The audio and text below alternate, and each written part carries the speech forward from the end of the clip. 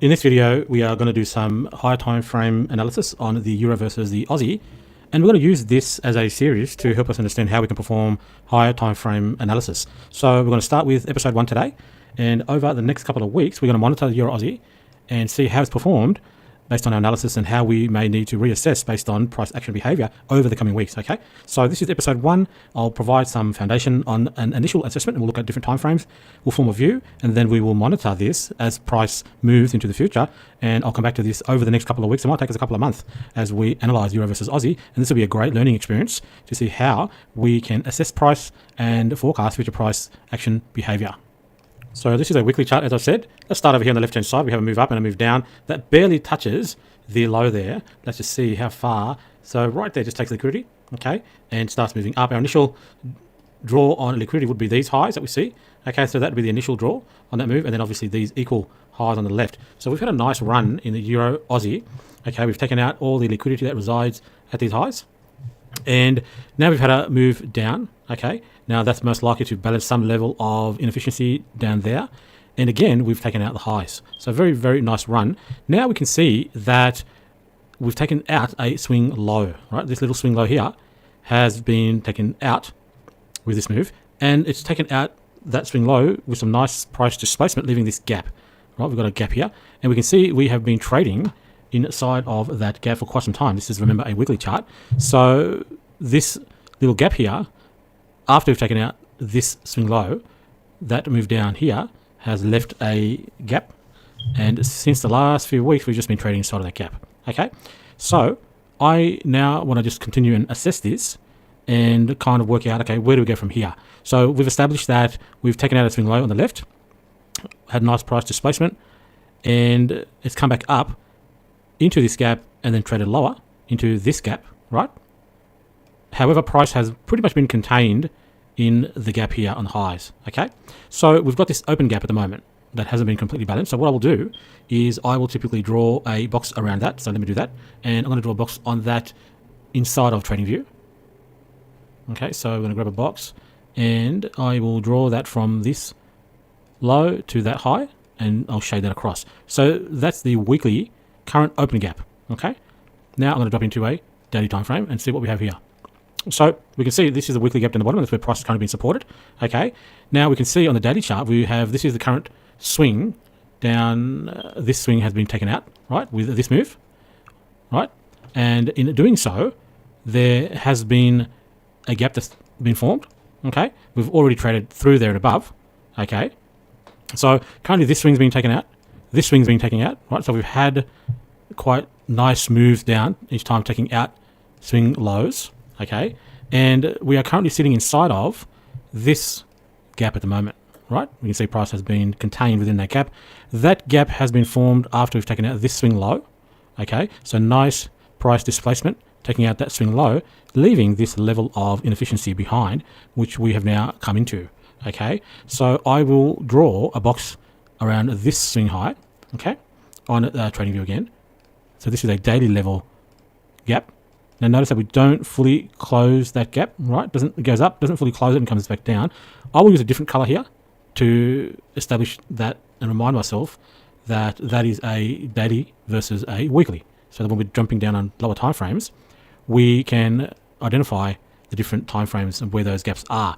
Now I want to know, why did the market, when the market went down, so if we look at this swing low, okay, when the market went down through there, it's created a gap there, right? But I want to know, why did the market go through that gap? Meaning that, what's the reason it had to come up to here? So to do that, what I'm going to do is I will firstly just draw a line up there to identify that's the point that I want to further explore. Okay, and I'll jump up to a higher time frame. So there's a point. Now what I can see is that it's had to, once it's come through, so there is the swing low, this one on a weekly chart, it's come down, nice price displacement.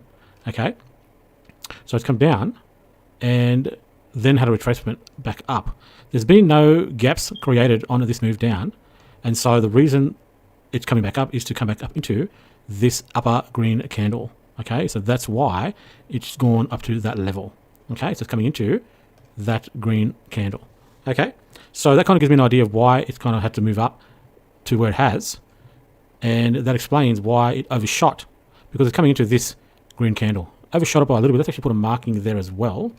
Okay, we'll put a marker there just to let us know that's the open of this green candle prior to this move down. I'll just make that bigger so you can see. And why we're interested in that move down is because it's taking a swing low out on a weekly chart. Okay, and it's found support at this level, which is our weekly gap down lower. So we identified that with this gap here. That's what that shaded area is. So it's going up, taking out swing low, come down, and currently finding support on this weekly gap. Okay, and hasn't come down to balance the low end of that gap at this point in time. We can see we've got a daily gap where this is finding resistance. But now we have a reason, an answer for why this overshot so much. And notice that the bodies are still within that daily fair value gap that we have. I'm going to drop back down to a daily now that we've marked out those levels. Okay, and so I'm going to take off this line. We don't need that anymore. This was the start of the up candle on the weekly chart. And when we've come down to take out this swing over here, we've gone back up into this little gap, but we've overshot it. And the reason for that is that we are going up into the green candle of on the weekly chart. So overshot that just by a little bit. Okay. Now we've come down and taken out, as I said, a swing low on the daily chart. Okay. And we're essentially consolidating between the gap in the blue, which is a weekly, and this gap here on the daily. Now, what is to note here is that we were not able to close we were not able to completely balance that price point. Okay, to me that tells me that it's weak, wasn't able to get up there. And also what I'm going to do is I am going to draw the midline. Okay, the midpoints are important. Notice that on these moves up, we are finding resistance in that daily gap at the midpoint. And here we've also gone up through the midpoint, most likely as a stop run, okay, to stop out anyone that was short from this price point on this day, which is Wednesday, 8th of May, as well as to try and balance the overall gap. And it was so weak that it couldn't reach the top. And notice how the bodies are all below the midpoint of that gap. That's important. Okay, that indicates weakness.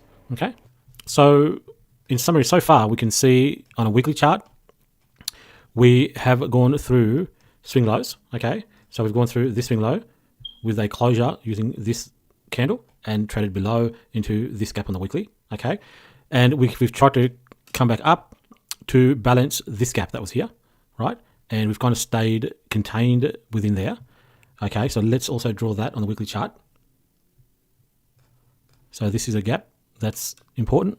Okay, and I will match the color here so that I know it's this one here. Okay, that's on a weekly chart, right? Okay, I want to use the same colors on the same time frame. So when I drop down into lower time frames, I'll know which time frame these particular shadings were from.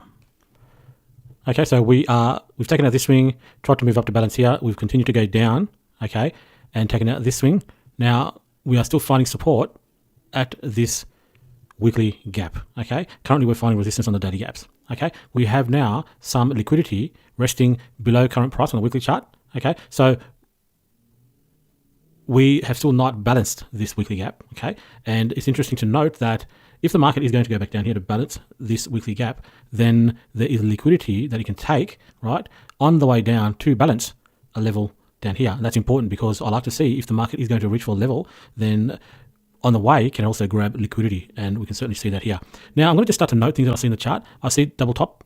Okay, that's important because the market will reach to those levels. That's a double top. Okay, that is an area that the market will reach for. Okay, so we need to find reasons. If the market's bullish, well, then that's a potential target. I'm going to drop down, and then this is liquidity on the lower end as well. I'm going to mark that as well, and that's important because we still haven't come down to this level to balance out. Now the market doesn't have to fully balance that out. It would at some point, but that doesn't mean that just because that's there, it's going to come down there now in this price point. I'm also going to mark the midpoint. Okay, now notice that this move to this move down found support on the midpoint. Okay, but it didn't go and make a new high. It's still contained within this gap that is higher. Okay, but this is very important to note that we have a double top here. I'm going to now drop down to a daily, and the daily shows us it's finding some weakness. It's broken this swing low, okay, on this move down, and with very good price displacement because it's left gaps, which we are currently still within. So daily to me is showing weakness, okay? And then we have these relative equal lows. So we're going to mark that out, okay? Relative equal lows that the daily may be reaching for, okay? So we have identified some key areas on the weekly and the daily. So far the weekly is telling us that swing lows have been broken with displacement leaving gaps, and there's liquidity below this, and there is a gap below that still needs to be balanced. Okay, weekly is currently contained inside of this gap, although we did get a move up and down. Okay, on a monthly that may be a wick. Let's have a look. Let's go back to the weekly and just mark a line. This line here, I want to see that on the monthly. So if we go to the monthly and look at that, we can see that that's that line on the monthly. Okay, so that is a wick, but I really can't see much on the monthly other than we have, where have we come from? Well, we've taken liquidity on the left here, okay, and we've come up and taken liquidity on the left-hand side, and now, where we're going, we need to be going to a level of inefficiency or liquidity, and I see this down here, okay, on the monthly chart that we could be reaching for, okay. So I'm going to just color these blue, okay, so that we know that they are potential liquidity. Okay, might make that a bit darker. Okay, let's also make this one darker as well. Okay, so it's what has it done? Well, it's taken liquidity. Okay, so where's it going now? Well, it's either going to take more liquidity on the other side. This is also a level that it could be reaching for. Okay, so we should mark that as well on the downside, right? On the downside, obviously the current low as well, and this is one that kind of really jumps out. Okay, at 1.58. So let's go back to the weeklies. So there's that level that is under the current gap. So we can at least say right now it needs to come and balance this weekly gap, okay, under which there resides liquidity for it to take on the way. Okay, why are we considering it to be coming down? Well, because we've taken out these lows, previous swing lows, formed a gap that we're still kind of contained within. Okay, we do have this higher double top that we need to watch. Okay, so if we now jump to a daily chart, the daily chart also showing us we've taken out this swing low with displacement. We've got a gap that we're still contained within, and so we've got these relatively equal lows on the left. Okay, and this liquidity on the left. Okay, and then this balance that is yet to be balanced, inefficiency that's yet to be balanced, and then the monthly low down here. Okay, so we're kind of saying the market's, if we squeeze this down, the market's gone up and taken out the highs on the left, and we can see we've kind of got these lower highs in place, right? Lower high, and we're kind of thinking, well, it's making its way down, at least to balance this level of inefficiency on the weekly chart. There is liquidity to take on the way down. Okay, we're not saying it has to come down here, but we do kind of consider that at least it's come and balance this level of balance on the weekly chart, and inside of there is also a daily level that we should mark out. Okay, so we're going to use this color to make sure that we remain consistent in our colorings of these levels. Okay, so that's that one there. So we now know that on a daily chart, I've taken that too far. It's this there. Okay, we now know that on the daily chart, right at the bottom of the weekly gap, there is a gap as well. Okay, so if we kind of see what has the market done from the high, we've taken liquidity and we are making lower highs, right? Lower highs, and this little move up was to stop hunt anyone that was already short and create liquidity so that when the market comes lower into these other gaps, so for example, if we move down here, then it can take the liquidity that is resting on the way down. So that's kind of what I see on the weeklies and the dailies, and the monthly liquidity is sitting down right down the bottom. Now, it's possible that we might, on the way down here, we may kind of sweep that and then come back up, possibly. It's yet to be determined once we have more information. Let's now jump down further into an hourly chart. What do we see on an hourly chart? So on an hourly chart, let's just make this bigger. Let's hide all these drawings so they're not distracting us. Okay, so on an hourly chart, we can see we have this swing low, okay, that has now been taken with nice price displacement, leaving this gap. So as we said, here's that swing low, okay, and we've had an initial manipulation move, okay, and we've now come through down. On that way down, taking out this swing low, we have left this gap. Now, we've already tapped into it. It only needs one tick. We've tapped into it with this candle. That's all you need. That one tick above the candle that formed the gap. and we've come down. We've yet to take out this swing low, okay? But now we can see on the lower time frame weekly chart, we are also bearish by taking out this swing low with nice price displacement, and we could not even get up to the midpoint of that gap. We just got above it by a tick, and now we've gone lower, okay? And this has been this swing low is currently remaining intact, and this is all within this gap from the left, okay? So it looks like we're kind of finding support at the midpoint. That looks like the midpoint, okay? So we need to kind of see what does price do in the next days of trading, okay? But right now, this hourly chart pattern is bearish, okay? So kind of all the timelines, weekly, daily, hourly, are indicating bearishness. We have had this nice pump up, okay? Pump up, consolidation, another pump up, and now we're coming down, okay? And my immediate assessment just on the hourly chart is that we would most likely get down somewhere, maybe down to here, 1.6265 perhaps, but somewhere in that region of price.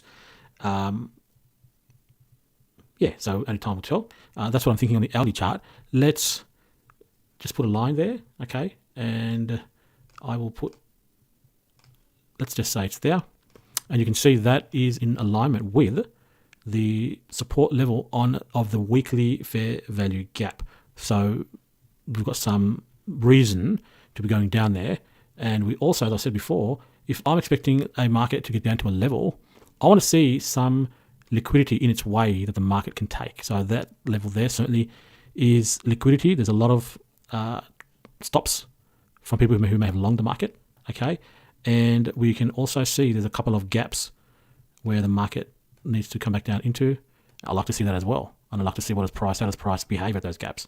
You know, is it coming? Let's draw these on the chart first before I talk about them. So there's a gap here, tiny gap. Doesn't really matter how small they are. And I'm going to change the color. I've just adjusted the colors so that the daily is a bit darker than the hourly fair value gaps there. I'm going to, so that we can distinguish them if we, when we jump down to a 15-minute chart.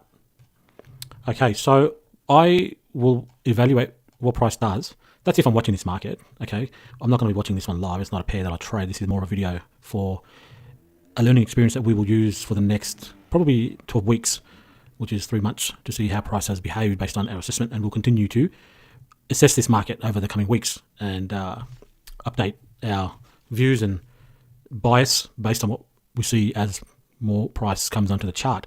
So if I'm monitoring a market like this, I will review, I'll put alerts at these levels, and I will want to see what does price do at these gaps. Does it go through, which is what I want to see? Then when it comes back up, so here's what I like to see. If I'm expecting the market to come down to this level, which is the top end of the weekly gap that we've identified on the weekly chart. So if I'm expecting the market to come down there, then I'm going to be looking at what does the market do when it reaches these gaps along the way.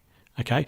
And if I want to see continuation to my target, what I want to see is the market to go through those gaps, and then those gaps become resistance. Go through those gaps, they become resistance until I get to the target. And that's how a trend line is formed. Okay. So even at these levels, at these resistance levels, okay, that's the true trend line formed at those levels. So you'll go through this liquidity.